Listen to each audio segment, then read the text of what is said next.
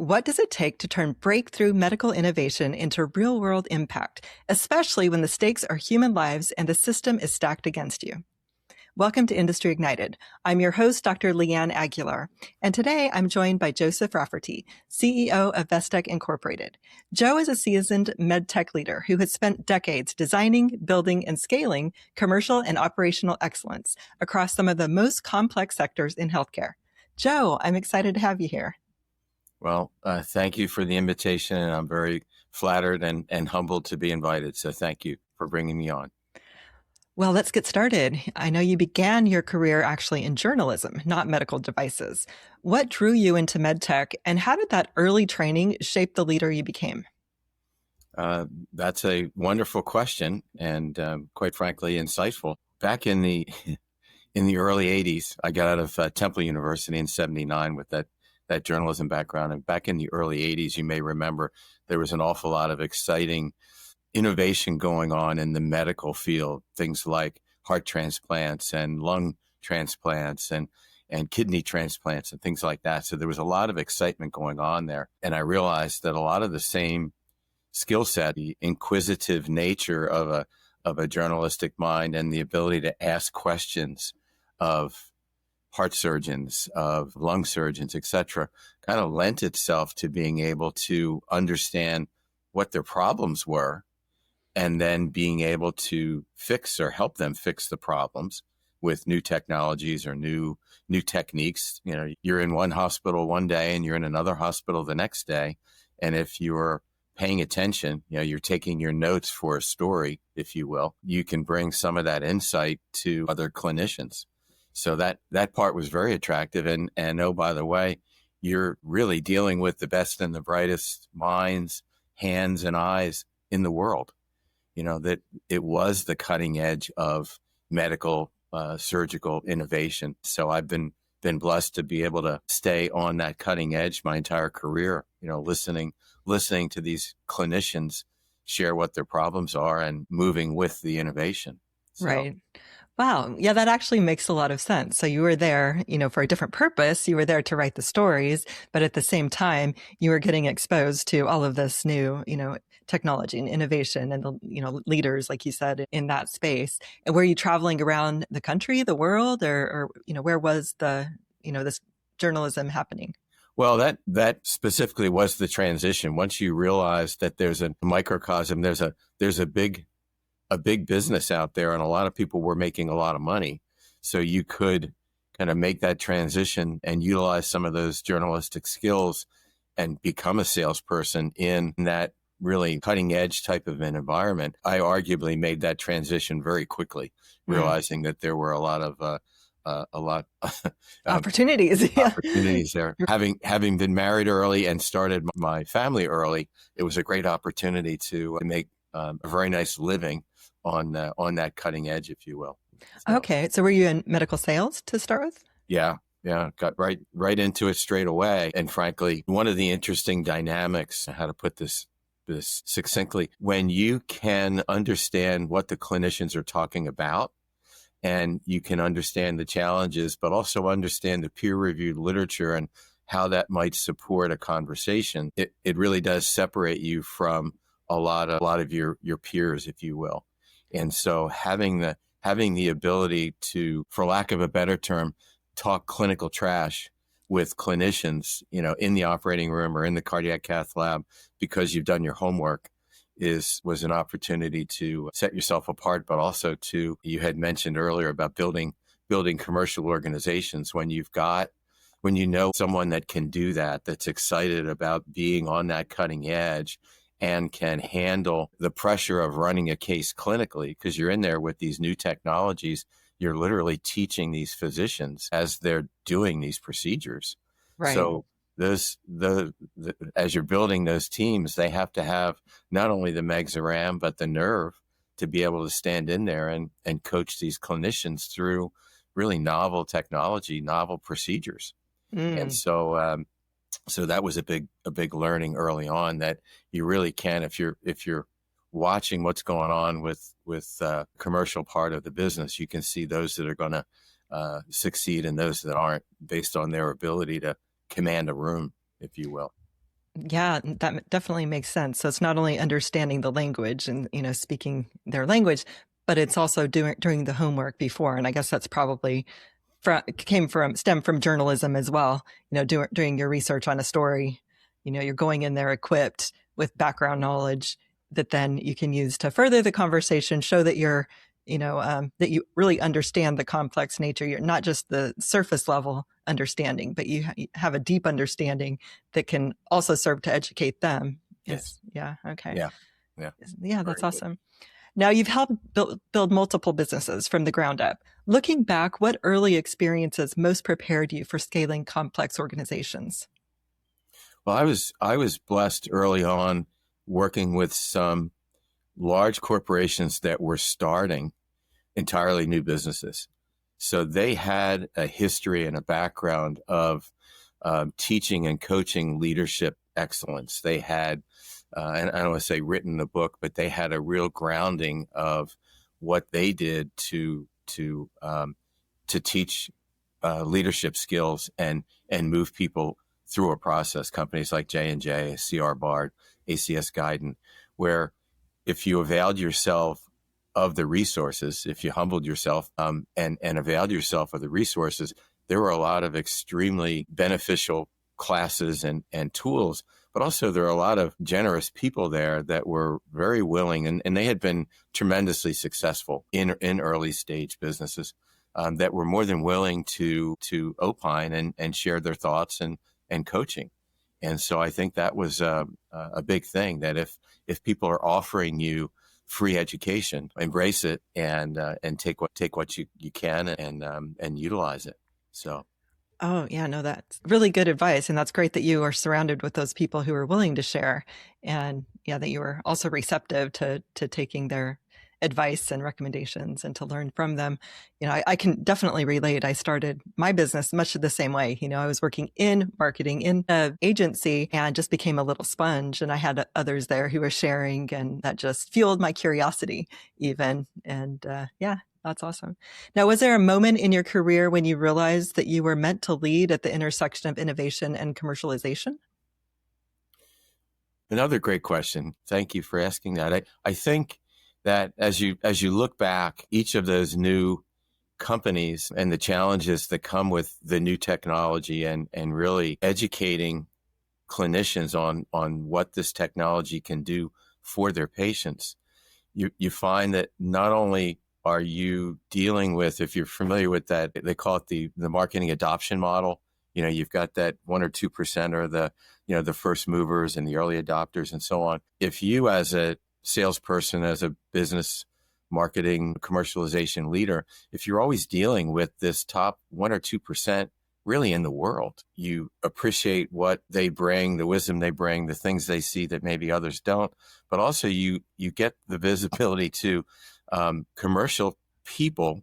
As you're out in the field, we used to call it management by wandering around. You meet these people and you realize that they've got it. You can talk to them. You know the questions to ask them and so on. You see them at 4:00 in the morning, to get their day started. You see them at the end of the day. So you understand what performance looks like. It's kind of like watching Michael Jordan play basketball. You can see the difference between he and all the other players on the court. Mm. So in that space, when you're out and about and you're in the field, we used to call it the tip of the spear. Not only are you dealing with the clinicians that are really the tip of the spear, but also you're working with a group of people and drawing them to yourself because you're like-minded and performance-based and so on.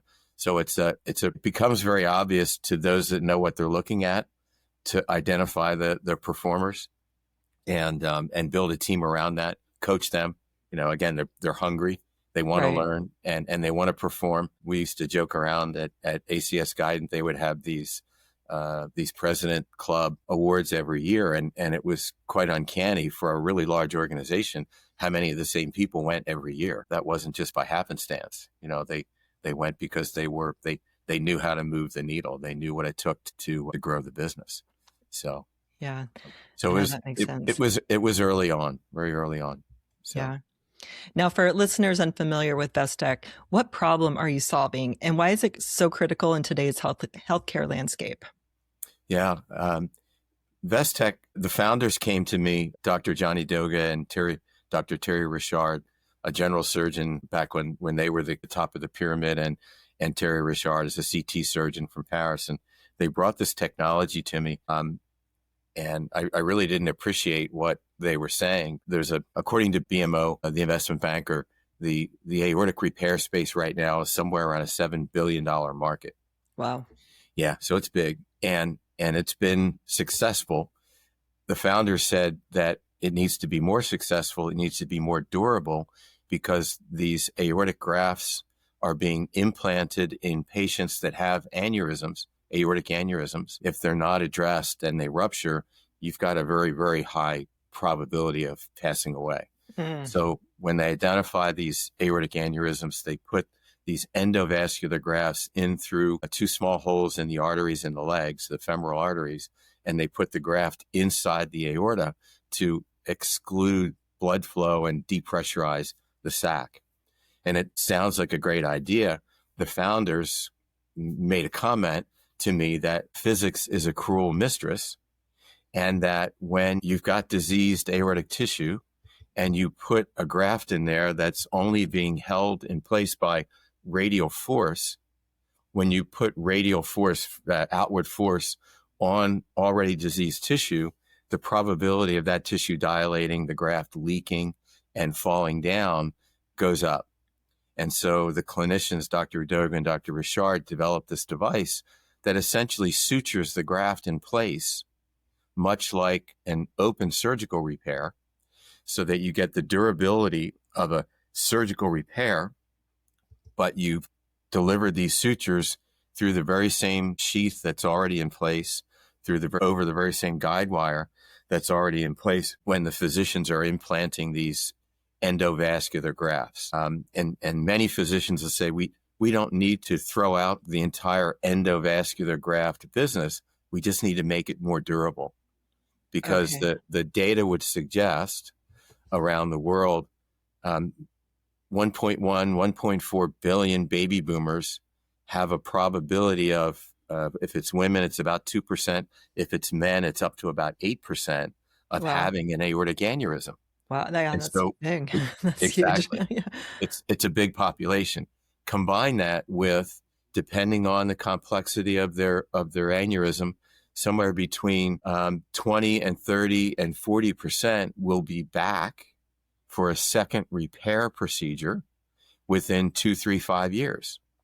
And so the numbers they're staggering relative to the burden on the healthcare system by way of costs, but also, do we have enough physicians to be able to do not only the initial implant, but the repair procedures, along with the fact that, frankly, it's somebody's brother or sister, somebody's mom or dad, that coming back for a more complex repair procedure 2, 3, 5 years later, none of us are ever healthier 2, 3, 5 years later, 10 years later. True. And so our message from these clinicians, again, listen to them. They'll tell you what the problem is, find a need and fill it. They told us the peer-reviewed literature will document that there's a 20, 25, 30% probability you're going to have a leak or a migration with that graft. And so let's put them in, let's suture them in place. We have a catheter that's preloaded with nitinol sutures, and it's very fast, very safe and simple. And we've already got 14 human cases completed that are out 2 years now. And all of these patients are doing remarkably well. The aneurysm sacs are shrinking, the grafts aren't moving, and the patients are doing quite well. So the clinicians were right. If we can create that more durable endovascular procedure with a very easy to use, inexpensive device, why wouldn't you do it? Why wouldn't you do it? That makes sense. So the differentiator with the Vestec's technology is the suture, is what I'm hearing? Okay. Yeah, our sutures will work with, there are a handful of major graft companies out there. W.L. Gore has a PTFE, expanded PTFE graft.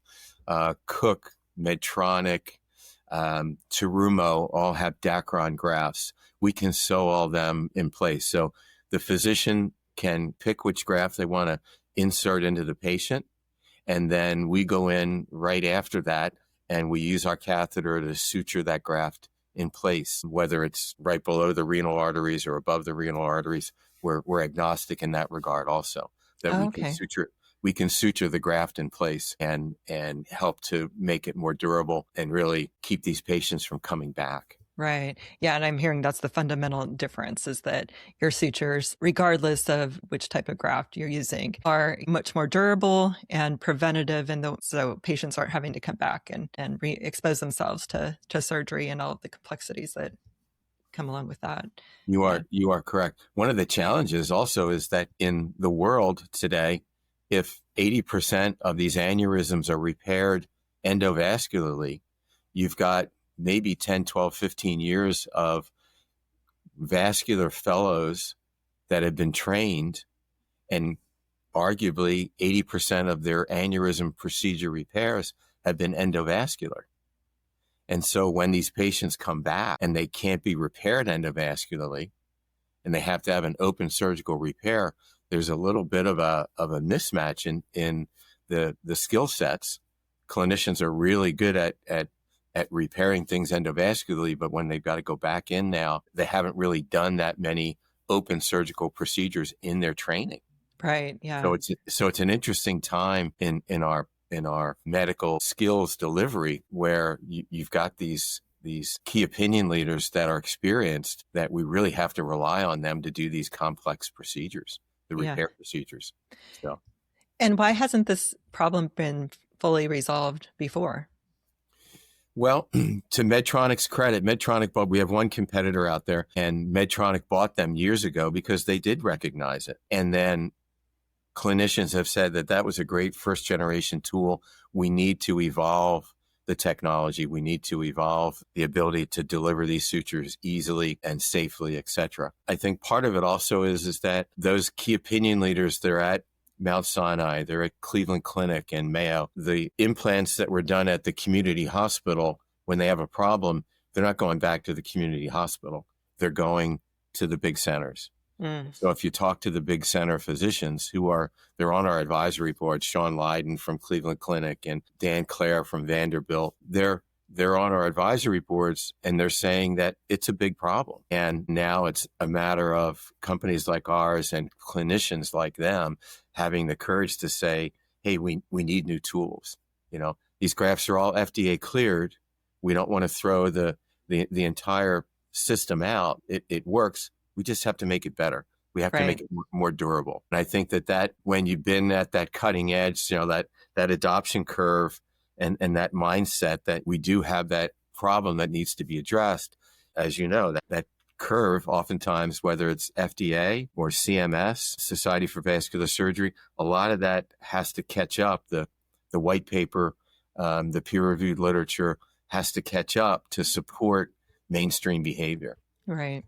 Do you have an idea of what the percentages of patients who have to go back for a second surgery? Yeah, it depends who you talk to. There's a wonderful database here in the U.S. called the Vascular Quality Initiative, where they're tracking all of these cases. And if you're what they call a complex, or they call them off-label, if you have some complex anatomy in there, you've got about a 25 or 30% chance of coming back within 2 or 3 years. Oh, that's significant. It is. Yeah. It is. And human nature being human nature, we put off going to see the physicians. And the longer we put off seeing physicians, the more complex these anatomies get. The number of complex procedures is going up, and the need for a device like ours is going up, especially with the baby boomers. So exactly. Yeah. Yeah. The great news about that is screening is more readily available. It's lower cost, and there are more hospitals really around the world that are doing this procedure. So arguably, it is a perfect storm relative to have a device that's inexpensive to use, can keep people from coming back, but also when they do come back, it's a tool to repair the grafts that are leaking and migrating endovascularly versus in an open surgical repair. Oh, okay. Yeah. Does that make sense? Yeah, exactly. So it's making the repair safer. Correct. Yeah. Correct. Right. Now you're navigating what many founders call the valley of death between innovation and FDA clearance. What has that journey taught you about resilience and leadership? Another wonderful question. I was out at the Viva meeting a number of years ago, and John Simpson, who's an icon in the interventional cardiology space, Peter Fitzgerald, another cardiologist, and they were talking 15 years ago about the valley of death, about getting, your early work done and then needing to get this aspect of the company funded to get the FDA clearance done so you can get onto commercialization.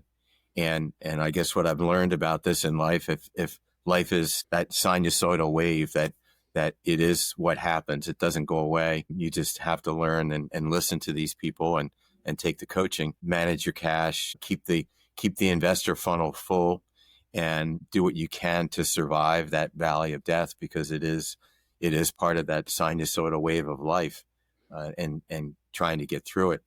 Do I have any magic answers other than manage your cash, keep your attitude strong, stay humble, because it will keep you humble when you're out of business or you're out of money, and you've got to have some of those hard conversations with people that you've worked with for years. It does keep you humble, but fighting through it and continuing to ask investors, what can we do better, differently, smarter, stronger? What do we need to change to make the story more, make the technology more, to get that interest level higher, to get the investment?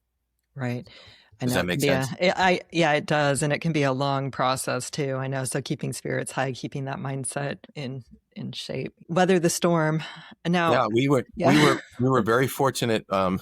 We raised over $13 million between COVID and what I'll call the post-COVID blues, if you will, this venture storm of venture capitalists moving away from that middle market to later in the market. Arguably, we raised $13 million during maybe the toughest time to do it. And now we were fortunate. The NIH and SBIR just granted us almost $2 million, $1.98 million in non-dilutive funding, because they saw the project that we were doing and felt that it was really, really valuable to patients and clinicians around the country.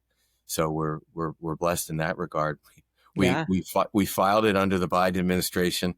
We got awarded under the Trump administration. We got awarded during the Dojing, when they were cutting the budget way back, obviously, and cutting out all superficial funding.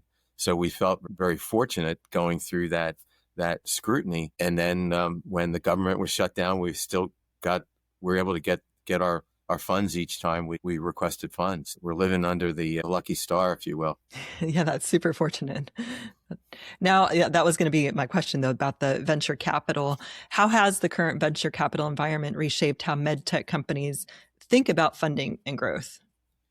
Yeah, I think, one person's opinion, it requires you to be much more polished and prepared walking into these investor meetings than you might have thought you needed to be in the past. Understanding the market opportunity, the commercialization opportunity, the reimbursement from CMS. So there are so many aspects to the story that you have to be fluent in and have to be prepared to address those questions, because as venture capitalists will say, the deal flow has never been higher.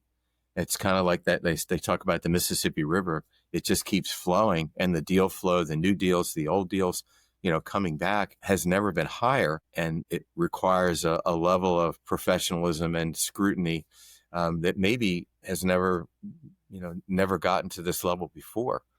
Thank God for the internet. Thank God for our ability to pull data together and access data points that we might not have been able to in the past. So be prepared, because there's a lot of really bright people out there. Yeah. And more competition is what I'm hearing, Yes. as well. Yeah. Now, with strategic players watching the space, how do you balance long-term mission with short-term survival? Yeah. Wonderful. The strategics know who we are. I've been in the space for a long time, and have been fortunate that that maintaining those relationships with the business development people and the chief medical officers, et cetera, been keeping those communication lines open. It's amazing. I being the journalist, we're sending out kind of quarterly and semi-annual and annual updates to these venture capitalists, but also the strategics. And I always question them: is it too much? Are you interested? And to a person, very few of them say, no, take us off your update list. They really appreciate it because oftentimes their time to invest may change. They've got corporate direction and corporate initiatives that change with new administrations, with new leadership, etc., and with new visibility to the markets that are evolving. So they appreciate the updates, and they appreciate understanding how we're fighting the fight. Right. There have been some venture capitalists that have complimented us being a Philly person and having that gritty nature, that tenacity. They appreciate, reading about it, because a lot of folks haven't been able to weather the storm, if you will. So providing them some value, and then they'll stay engaged. They're staying engaged that way. Yeah, that makes sense. Yeah. And staying in their front of mind as well. So it's continuing to build that brand presence, I guess, if you would, with them. Mm-hmm. Correct. Now, Joe, you've spoken about the importance of humility in leadership. Why is that trait so essential, especially for CEOs?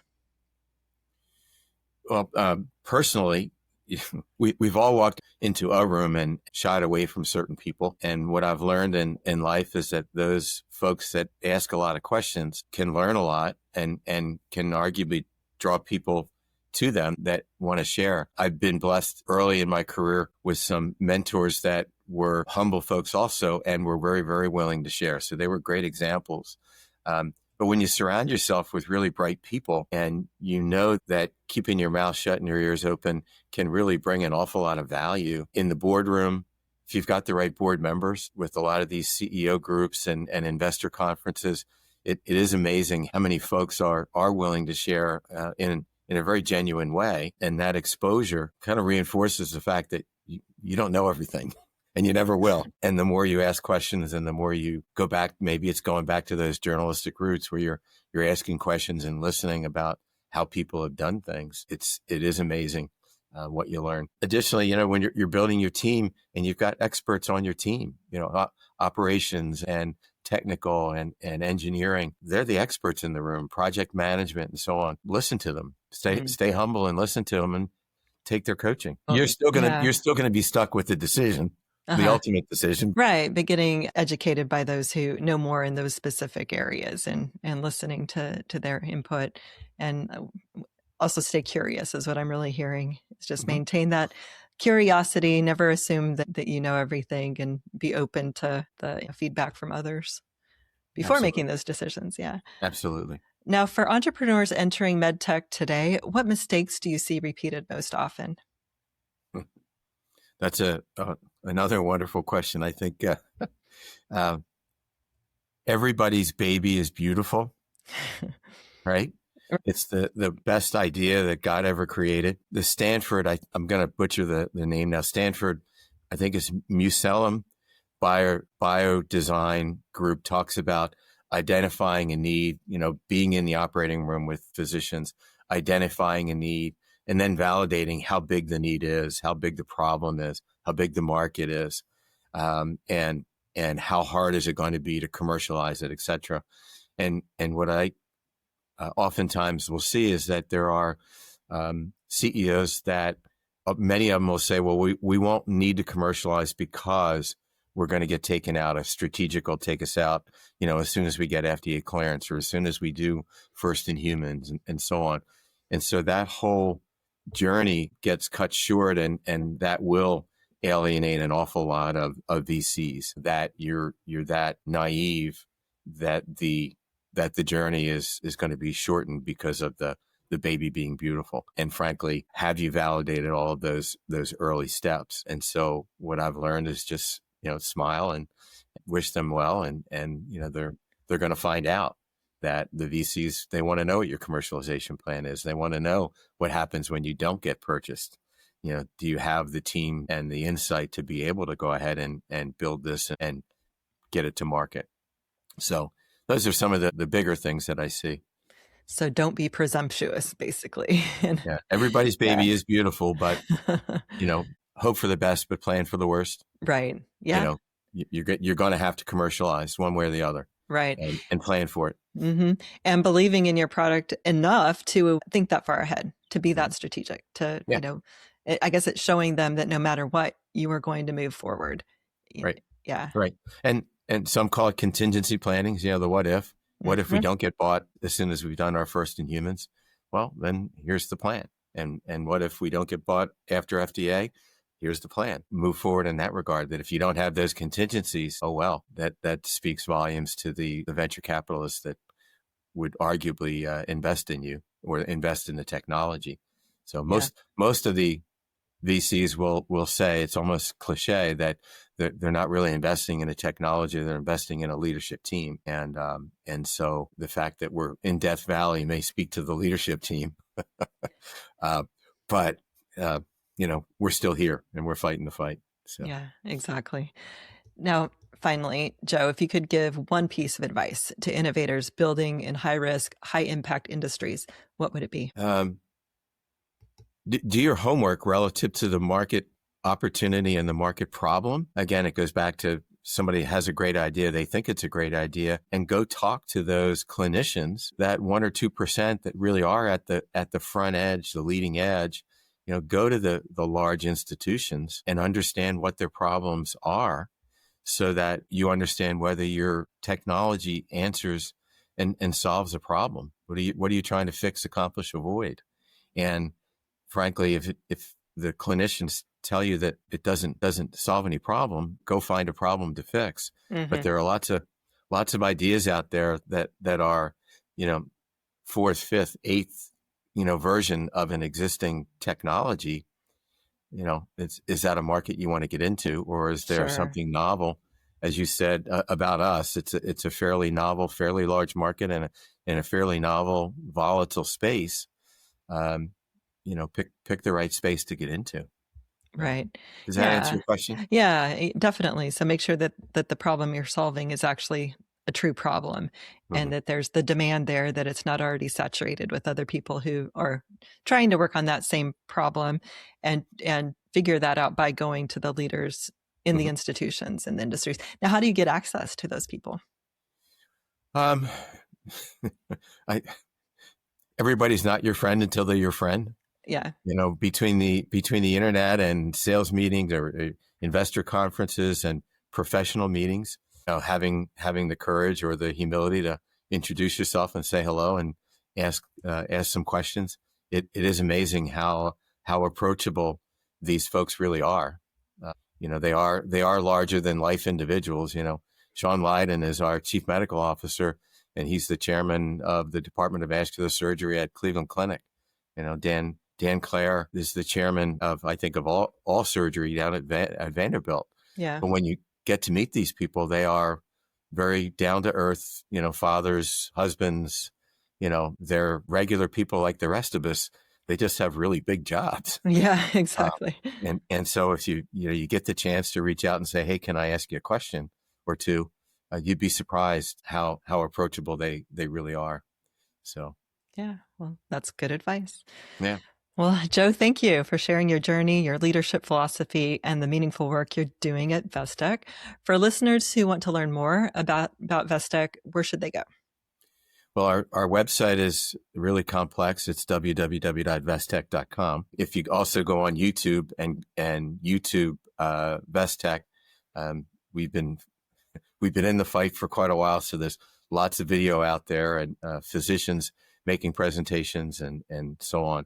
So lots of information there about Vestec. We are raising $16 million for this round. We'll do probably tranche it into a $6 million first part of the tranche, and then $10 million second part. And so we are raising funds. So if there are any VCs or high net worth individuals that are interested in fighting the fight with us, it's greatly appreciated.